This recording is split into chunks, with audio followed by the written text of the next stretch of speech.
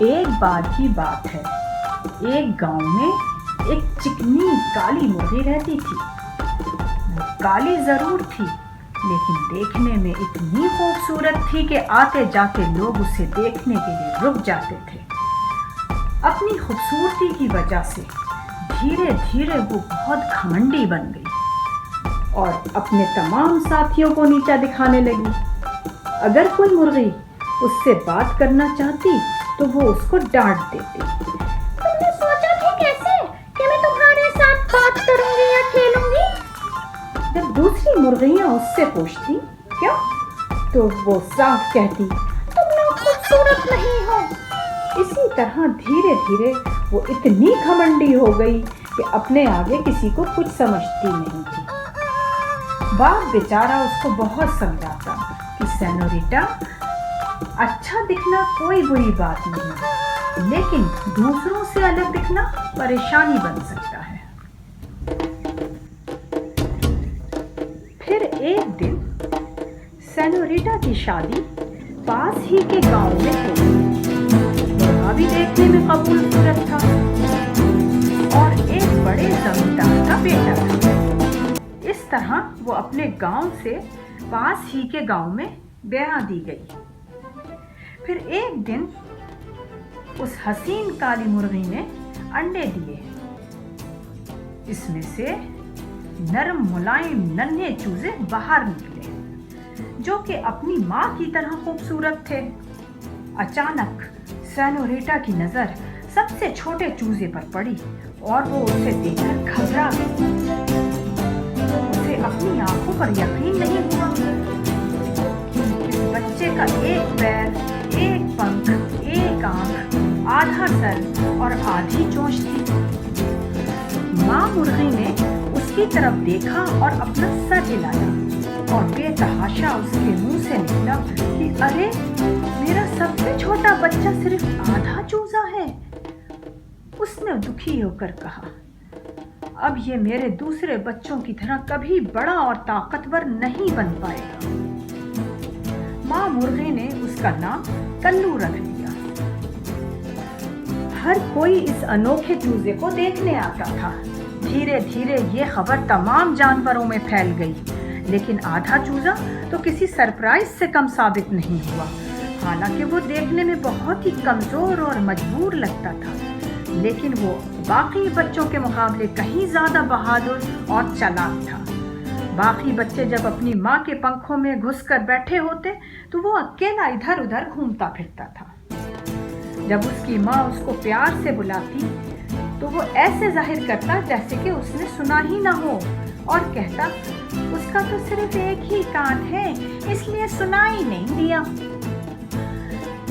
جب ماں مرغی اپنی فوج کو لے کر کھیتوں میں گھمانے لے جاتی تو کلو اپنے آپ کو مکے کے کھیتوں میں چھپا لیتا تو ماں مرغی کو ڈھونڈنے میں کافی وقت لگتا۔ دھیرے دھیرے وقت گزرتا گیا اور بچے بھی بڑے ہوتے گئے۔ باقی بچے اپنی ماں کی بات مانتے تھے، لیکن لنگٹو میاں اپنی منمانی کرتے اور ادھر ادھر اچھلتے پھرتے اور ماں کا کہنا بھی نہیں مانتے تھے۔ پھر ایک دن اچھلتا ہوا اپنی ماں کے پاس گیا اور بولا کالی ماں، کالی ماں، میں اس گاؤں کی زندگی سے تنگ آ گیا ہوں۔ یہاں کچھ مزیدار نہیں ہوتا، یہاں صرف ہرے بھرے مکے کے کھیت ہی نظر آتے ہیں۔ میں راجا سے ملنے جا رہا ہوں۔ کیا؟ ماں یہ سن کر حیران رہ گئی۔ راجا کا محل بہت دور ہے اور وہاں تک جانا تو تمہارے پاپا کے لیے ناممکن تھا۔ تم کیا چیز ہو جبکہ تم جانتے ہو کہ تمہارے پاپا کتنے طاقتور اور ہوشیار ہیں؟ تھوڑے بڑے ہو جاؤ پھر ہم سب ایک ساتھ کہیں گھومنے چلیں گے۔ لیکن کلو چوزا تو طے کر چکا تھا کہ وہ وہاں جائے گا۔ اس کے ماں باپ اور بھائی بہنوں نے کیا کہا اس سے اسے کوئی فرق نہیں پڑتا تھا۔ اس طرح ایک صبح وہ اپنے سفر پر نکل گیا، یہاں تک کہ پیچھے مڑ کر دیکھنا بھی اسے یاد نہ رہا۔ اس کی ماں اسے آوازیں دیتی رہی اور روتی رہی، لیکن اس آدھے چوزے نے کسی کی ایک نہ سنی۔ ماں نے روتے ہوئے کہا دھیان رکھنا، सबके साथ नरमी से बात करना और राजा से मिलने के बाद वापस जरूर आ जाना मेरे कालू। लेकिन कल्लू को इतनी जल्दी थी कि उसने माँ का कोई जवाब नहीं दिया और चला गया। कुछ दूर चलने के बाद जब लंगट्टू मियाँ एक खेत से गुजर रहा था तो उसे एक झरना दिखाई दिया। झरने में बहुत सारा पानी था, लेकिन झरने का बहाव ठीक तरह से नहीं हो रहा था। तिनके और पौधों की वजह से बहाव रुक रहा था। जैसे ही आधा चूजा वहां से गुजरा तो झरना बोला, ओ कल्लू, ओ कल्लू, इन तिनकों को साफ करके मेरी मदद करो। तुम्हारी मदद करूं? क्या मेरे पास और कोई काम नहीं है? अपनी मदद अपने आप करो और एक जाते हुए मुसाफिर को परेशान मत करो। मैं राजा से मिलने जा रहा हूँ।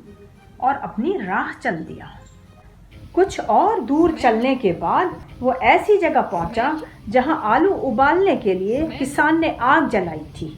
आग बहुत धीमी हो गई थी और किसान कुछ और लकड़ियां लेने गया था। आग ने कल्लू को पुकारा कि मेहरबानी करके मेरे ऊपर लकड़ियां और कुछ पत्ते रख दो, नहीं तो मैं बुझ जाऊंगी। क्योंकि किसान को आने में अभी कुछ टाइम लगेगा। कल्लू ने चिल्लाते हुए जवाब दिया, अगर तुम बुझ जाओगी तो मुझे इससे क्या फर्क पड़ता है? बुझती हो तो बुझा करो। जाओ अपनी लकड़ियां खुद लाओ, मुझे परेशान मत करो, क्योंकि मैं राजा से मिलने उसके महल जा रहा हूँ। और जितनी तेजी से वो एक पैर से भाग सकता था वहां से भाग गया। अगली सुबह जब वो शहर के लगभग करीब ही था कि उसने एक बहुत ही ऊंचा पेड़ देखा। उस पेड़ की टहनियों में हवा फंसी हुई थी। हवा ने आधे चूजों को आवाज दी, सुनो सुनो, मेरे ऊपर चढ़ जाओ और इन टहनियों से निकलने में मेरी मदद करो। मैं जितनी ज्यादा कोशिश करती हूँ उतनी ज्यादा फंसी जाती हूँ।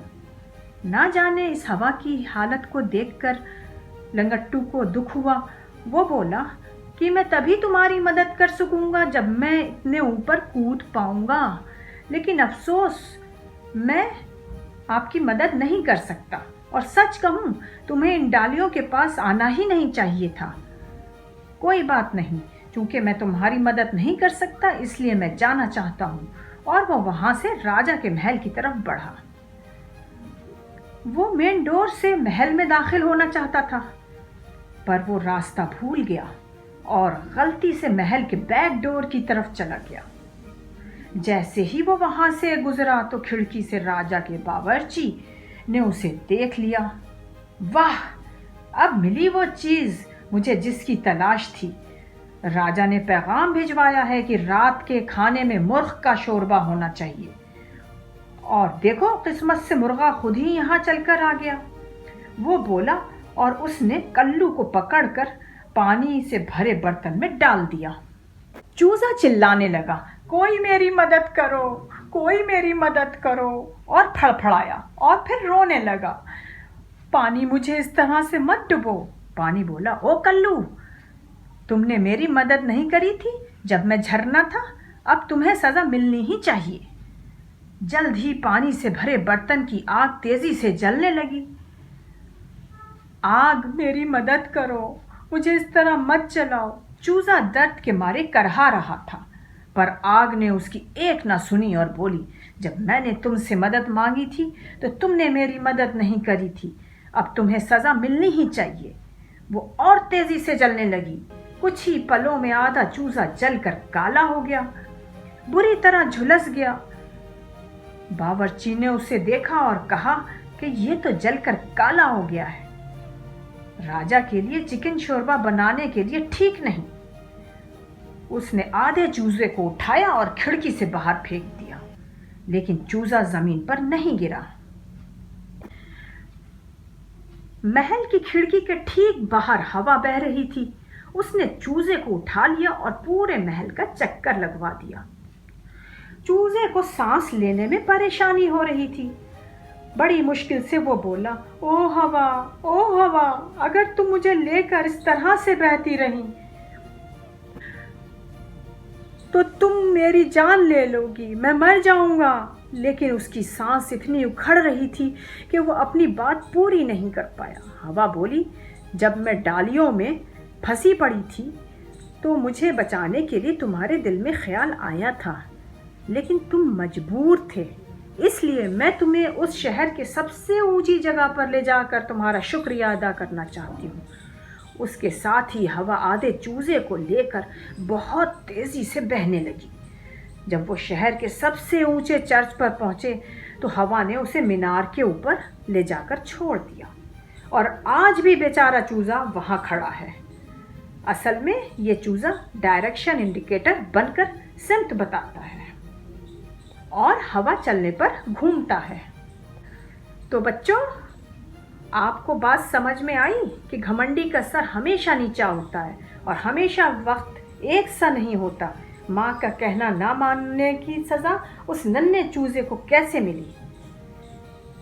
घमंडी को मिली सजा, बताने लगा दिशा। कहानी पसंद आई? अगर पसंद आई हो तो लाइक और शेयर करो और मेरे चैनल को सब्सक्राइब करो। जाती हूँ मैं।